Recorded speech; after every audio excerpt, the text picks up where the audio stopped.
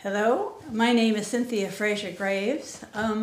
I bring in my reading today material that I have written about New England, in New England, and I hope that it rings the New England tone for you. The first piece is Annotated Haiku 2020. 3 black crows in snow-laden wind write poems on my window. 6:23 a.m. A January day of gray, white, and black. How to proceed on this frigid day with hours ahead of me? I hold my coffee cup close. It means something. Here at my window, the forest looms, stretches out to Old Thompson Road. Fox, deer, rabbits, many animals live in these woods beyond my vision. Clouds of birds descend to my feeder as snow begins to fall, thick, big flakes caught in the wind. 3 crows of deepest dark black enter the window with me, weaving back and forth in my sight as if they are trapped in a frame. They turn their eyes and beaks to me, dancing in snowy air, write love poems on thin winter paper of air. Dawn's blue gown settles over the woods. The dance of day begins. 5:45, Wednesday, February 1st. I am up earlier than usual today. The clock chime alerts me time is passing. The whole of everything around my snug house coalesces and rises out from the dark of night and into the tide of approaching dawn. Light.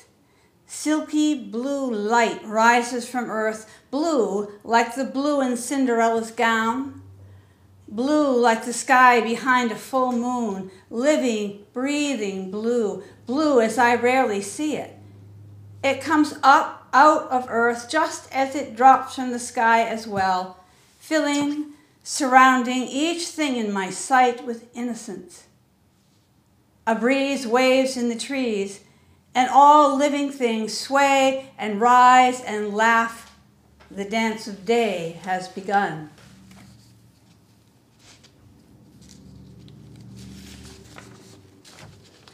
Rain freezing hard, porch and windows glazed, a luge air like ice, alive.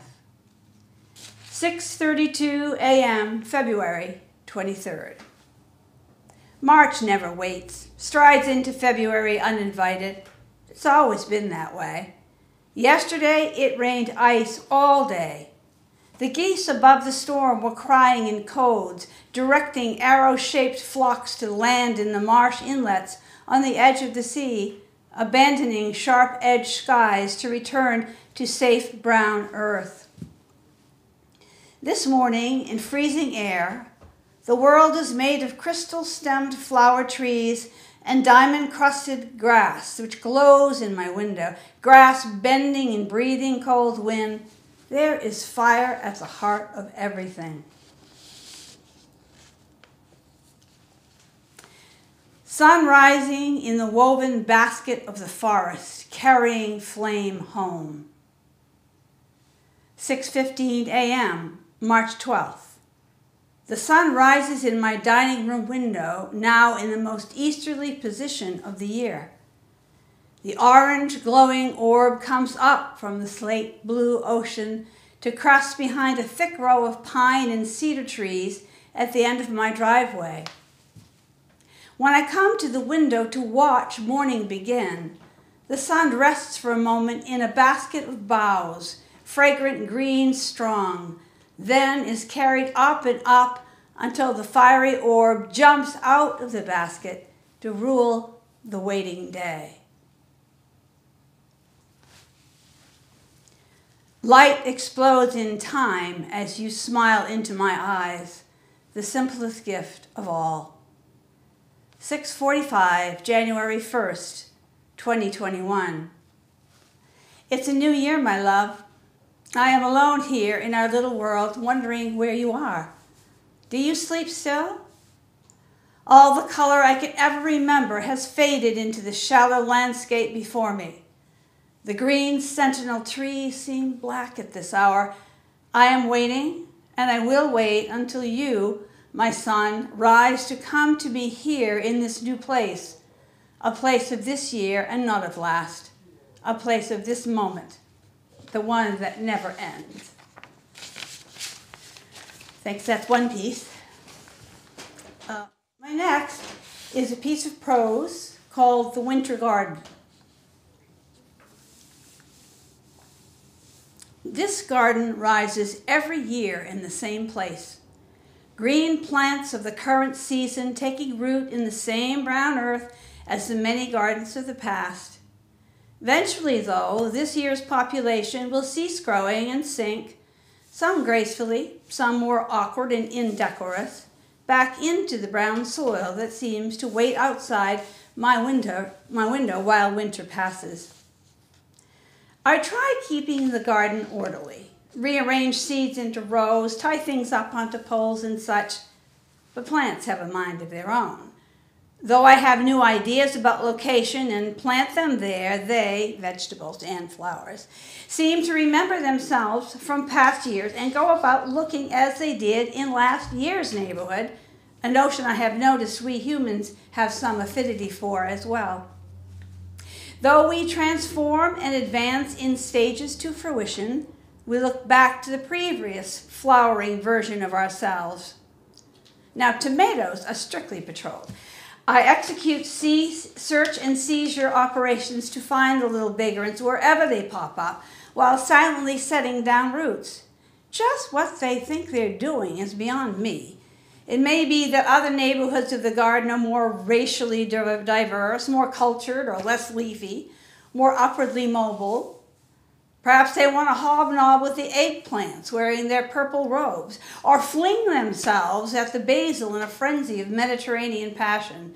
That may be what they're up to in the end, but as a rule, I win. They settle back with their own kind and mature. Some plants are more romantic than others. I would appreciate it if you didn't tell them I said that. They compete for the attention of their caretaker as I hear them whisper about me as they weave down the rows, weeding or pruning. Of course, when I turn around, no one is saying anything, but that doesn't fool me. Tonight, the tall, slender, flowering pea vines dance in twilight breezes, looking for all the world like the blue moths drifting in and out of Gatsby's party. I hear their silvery laughter on the wind and swear they gossip about the goings-on in this growing season's social, as they are the same, but are different each year. They do have a memory. Speaking of parties, indeed, the evening I remember, I had entered the garden to pick vegetables.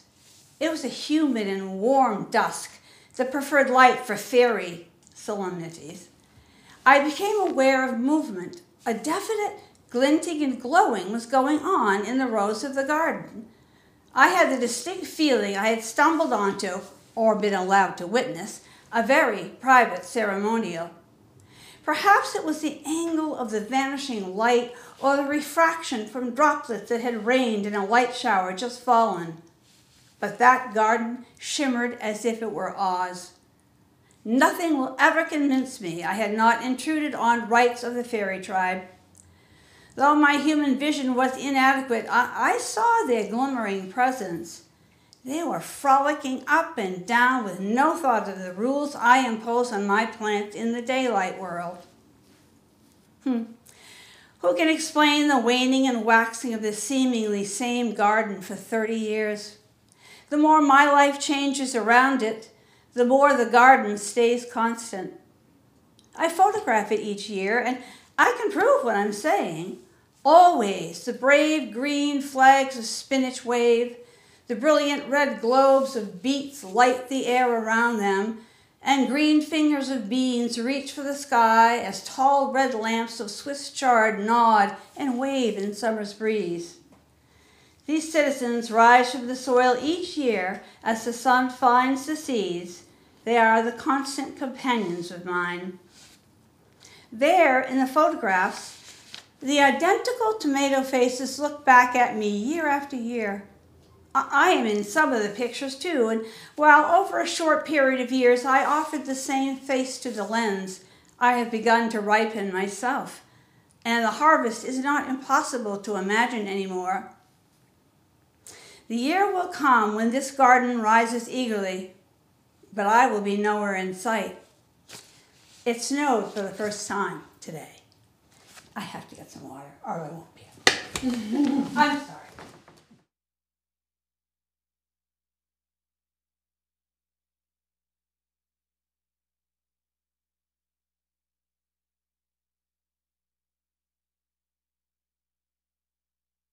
Listen to that.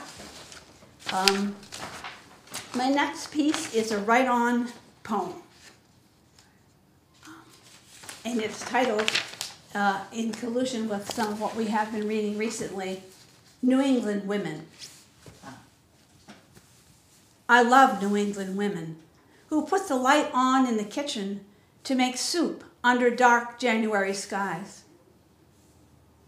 I love New England women who, in February, shun despair to wash floors, bake bread, and knit.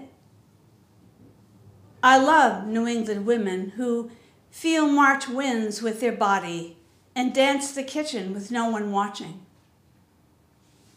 I love New England women who hang wash and read prophecy in sheets, sweaters pushed up on strong arms. I love New England women who walk the lane to the farm under spring apple trees to hear them singing. I love New England women who gather berries on summer hills, white clouds in blue skies above. I love New England women who stop clocks, cover mirrors, and sit with death like a relative who needs no talk.